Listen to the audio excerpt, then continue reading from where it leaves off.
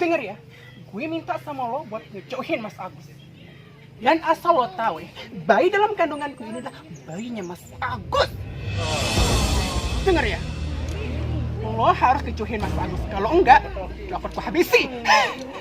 Gue harap ya sama lo buat jauhin Mas Agus. Kalau enggak, lo bakalan menyesal seumur hidup. Ngerti?